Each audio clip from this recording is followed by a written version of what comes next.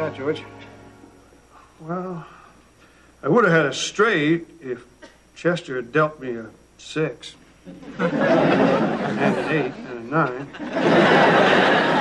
The way this hand stands now, I've got garbage stick. 2 pair. 4s over jacks. Sorry, 3 deuces. Keep your pants on, Dick. Read 'em and weep, boys. 4 lovely ladies come to Papa. Jim, you don't have to act so all-fired cocky just because you won a few hands. A few? I'm creaming you guys.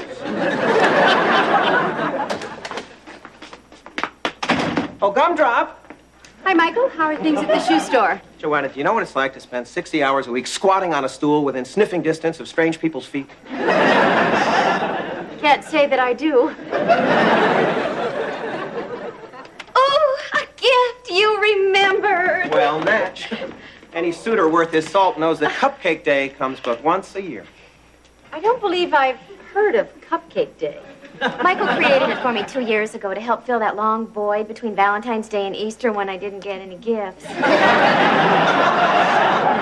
I wish I'd known. I haven't even begun my Cupcake Day shopping. Oh, don't worry about it.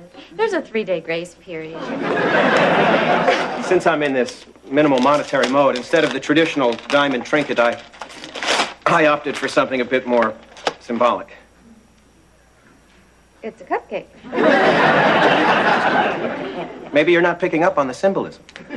I get it, Michael. It's Cupcake Day, and you give me a stupid cupcake. Stephanie, Michael has been going through some hard times. Well, how am I supposed to get in the holiday spirit when you give me something like this on the second holiest day of the year? I'm sorry, Steph. So this is as good as it gets? I guess this means no dinner either. Well, pshaw. That'll be the icing on the cupcake. Tonight, we dine at Maison Hubert. That's our restaurant. Michael, you're such a scamp on this holiday. George, I'll stay. On second thought, 4. Oops, did I drop a card? So I did. Hey, I saw that. You pulled that card out of your sock. You're crazy, Jim. A card fell on the floor and I merely retrieved it. Now, I know a cheater when I see one. There's sock fuzz all over the card. And look, it's an ace. He's nothing but a common criminal. Careful, Jim. I wouldn't call the mayor a criminal. Well, I knew he took staples and rubber bands home from work, but I never thought he cheated cards. So now I'm a cheater and a petty thief. Well, at least you're man enough to admit it. Guys, Jim Dixon, you're pushing me to the breaking point. Chester Wanamaker, you're an immoral hound. Oh, merciful heavens, forgive me for what I'm about to do. Ow! Don't hit, I'm a bleeder.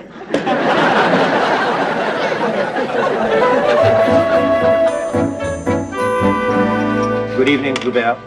Monsieur Harris! Mademoiselle Vanderkill.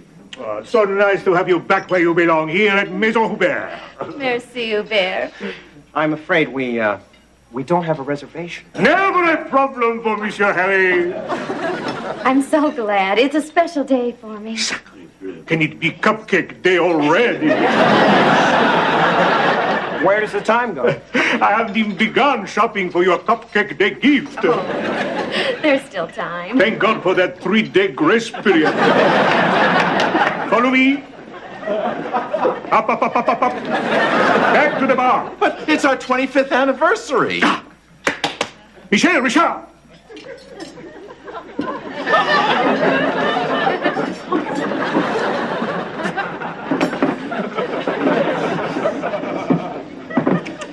Some people.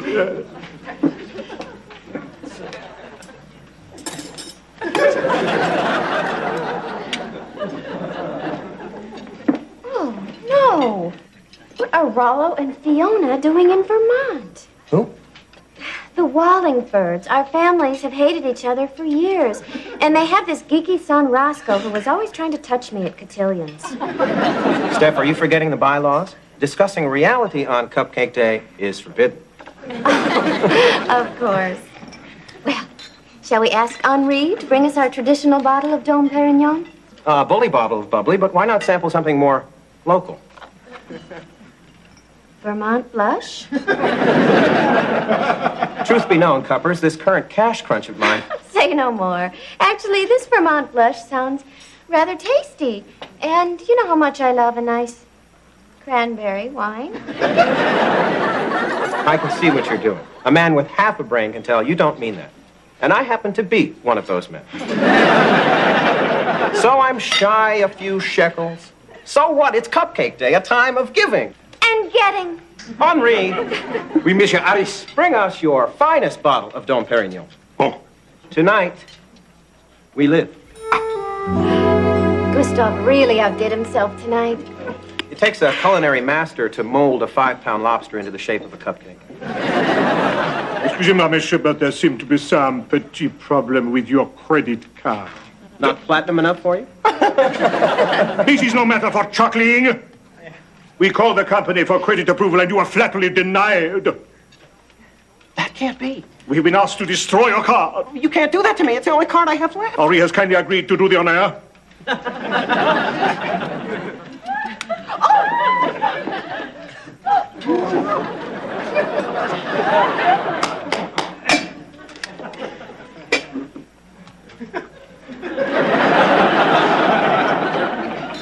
The bill must be paid in cash. $248? Plus gratuity. But I don't have that kind of cash. I warn you, miss, you do not try to run out on the tab.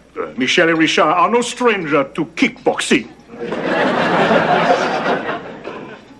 Help me, Steph. Cough up some cold cash. You know I don't carry money on Cupcake Day. We've got to change these bylaws. And I can't wash dishes in this dress. It's a Giannina Brasisi. There's only one thing left to do. Beg. Oh. Them. I can't beg the Wallingfords for money. Maybe we could sell them your dress. All right. I'll grovel. Oh, thank you, Steph. This time you'll be canonized for sure.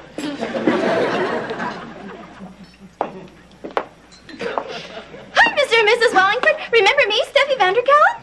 Of course, dear. It's so good to see you. Is this your young man? Michael Harris. What brings you to Vermont? I'll bet you $300 it's not the skiing. We're up visiting Roscoe. He's studying at Bennington College. Still, isn't he like 38? The lad can't settle on a major.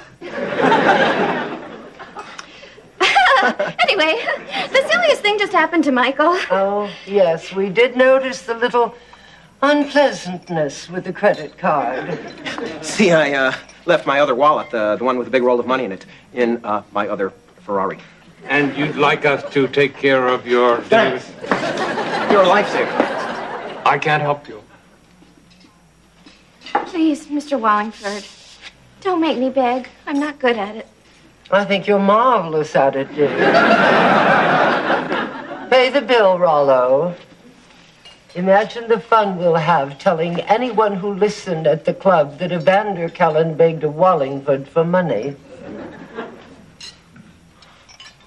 I'll get your coat. Thank you. Stephanie, I'm not quite sold on this Michael of yours. You know, our Roscoe has always been rather smitten with you. Oh. If it's any inducement, he's had that lazy eye corrected. Well,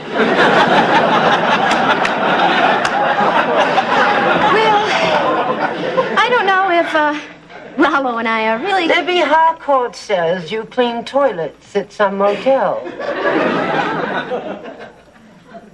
It's not a motel. It's an inn.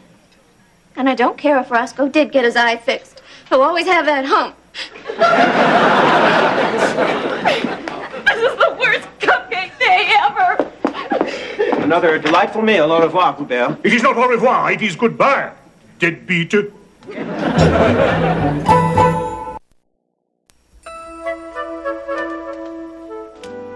Well, it was bound to happen. What's that, George? Jim and Chester have officially broken up. Oh, no, that's just terrible. Well, their friendship was practically legendary around here. Jim and Chester are going around telling everybody in town that if Dick hadn't forced them to play cards last night, they never would have had that awful squabble. I never forced anybody to do anything. That's not how the town sees it. George, you were there. You know I had nothing to do with it. I'd like to believe you, Dick, but what would the town gain by lying? Think about that. Morning, Michael. Let's pass on the pleasantries, Jojo. I'm pleading for my love life here. Oh, Muffin! Drop dead! She's a little irked that I made her beg for money in a restaurant. I come bearing an armload of gift. Well, I guess I could entertain the idea of accepting it. After all, I was publicly humiliated. What happened last night will never happen again. They're letting me work double shifts at the shoe store, and for extra money, the owner said he'd train me to become a cobbler.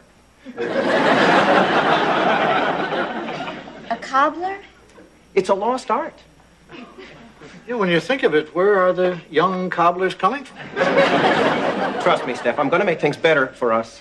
I swear it. Oh, Michael. What am I going to do with you? Well, now run upstairs and try that on.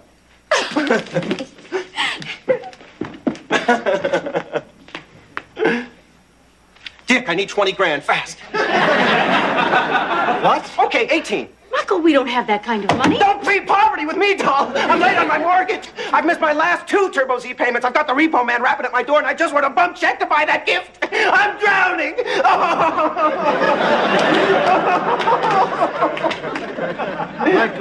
Michael, we'd like to help you. You see, our money is tied up in the inn. Then sell it. We're not going to sell the inn to support your extravagant lifestyle. And here I was thinking I could count on you when things got tough. I guess you don't know the true meaning of friendship. You should look it up sometime.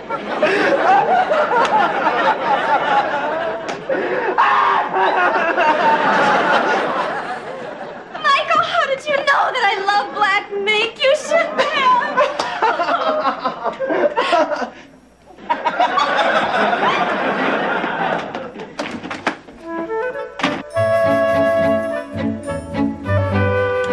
Now, before I total this up, you'll want some heel savers and some shoe trees so those wingtips don't lose their shape. I don't think I need those. Hey, I'm working on a commission here, buddy. You're taking food out of my baby's mouth. Okay. That'll be 74 even. And next time you come back, be sure to ask for Michael. You couldn't pay me to come back. You don't have to shove our shoes down the customer's throat. They sell themselves due to their superb workmanship and low discount prices. We have a 2.5-year tradition to uphold, and your attitude is tarnishing the good name of Circus of Shoes. I'll remember that, Mr. Rusnak. Stan, we have a customer. Wait on her and you're a dead man, Stan. How may I help you? Chuck, Dr. Kaiser. in our therapy sessions, you never mentioned you worked in a shoe store. Michael, I asked Stan to wait on this customer. I know, but she's my mother.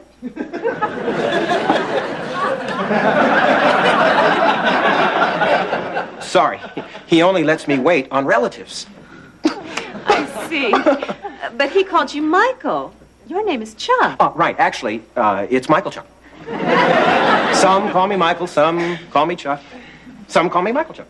Well, Michael Chuck. Yes? Maybe you could show me this in a 6.5B?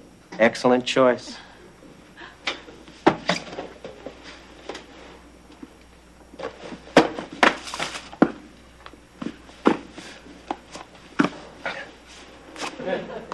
Are you all right? You seem a bit tense.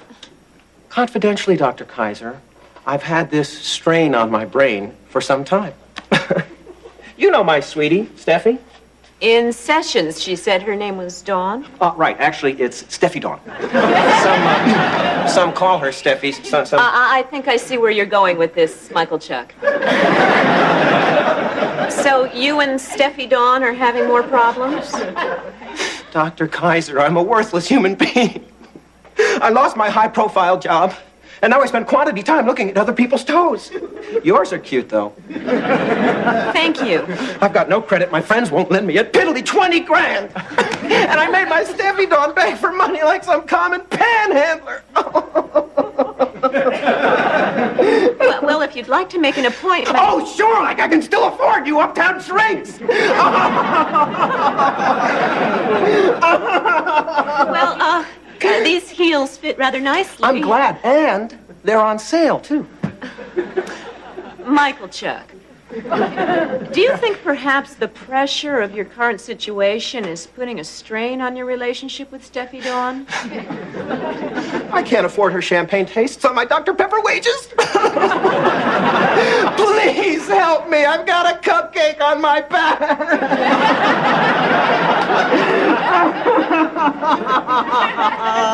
There. Please don't cry on my skirt. It's suede. Sorry. I don't know what's happening to me. I used to be Mr. Happy-Go-Lucky. And now I'm just Michael Weeping Willie. I don't know who I am anymore. Well, that's just the problem. You see, until you know who the real Michael or Chuck or Michael Chuck is, how can you expect to make any Steffi or Dawn or Steffi Dawn happy?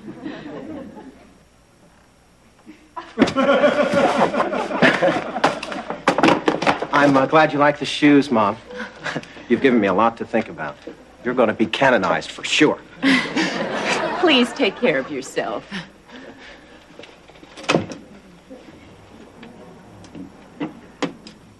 Bye, Mom. Nice going, Michael Chuck. You never charged your mother for those pumps. Turn in your shoehorn. You're fired.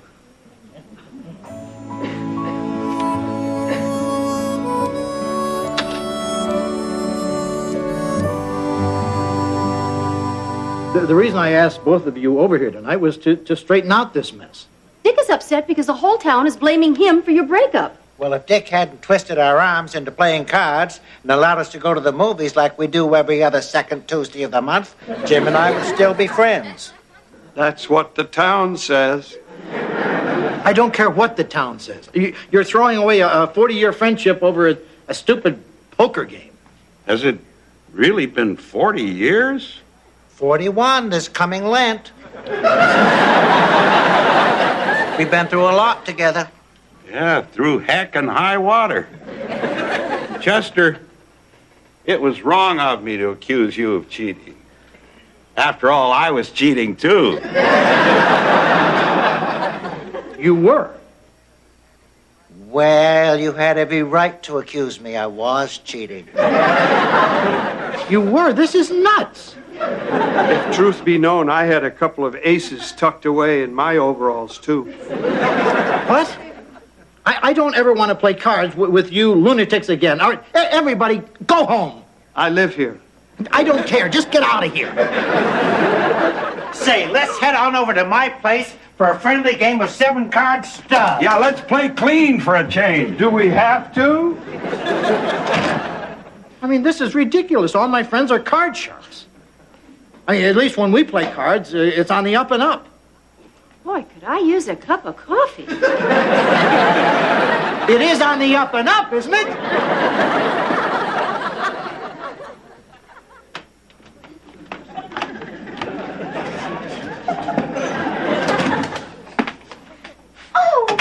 Oh, I'm so glad you're here. I just finished ironing your work shirts for you. But you'll have to keep your jacket on because I only did the fronts. Thanks, Steph, but you didn't have to bother. They're no longer work shirts. They're out of work shirts. You lost your job? Well, what will we do now? How can you sink any lower? Don't underestimate me. I've got momentum on my side. This is only the tip of my topple. But I'm not going to drag you down with me. What are you saying? I'm on the bottom rung of that step ladder. You're not breaking up with me. I can't stand being a loser in your eyes. Damn it, I want to be who I used to be. Your knight in shining cashmere. Okay, who is she? Huh? The one you're trading me in for. What is she, a dizzy brunette? There's no one, Steph, I swear. You're dumping me for no one? You mean I've been doing all this supportive woman crap for nothing? And you're honestly willing to give up this?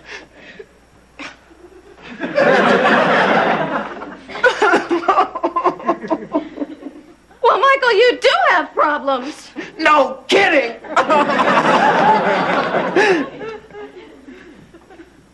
And, I have to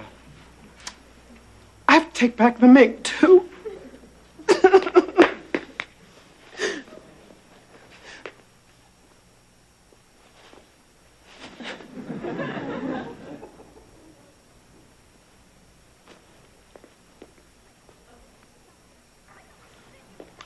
Michael, I forbid you to dump me.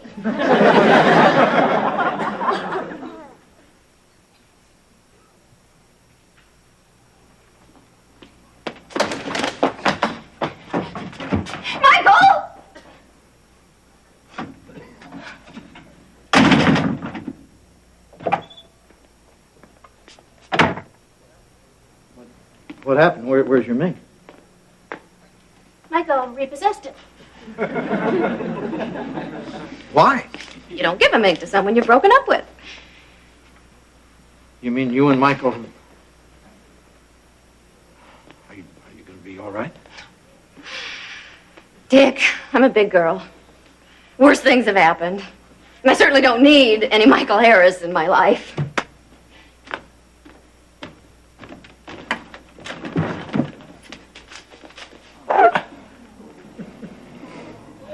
Gonna be a long, long winter.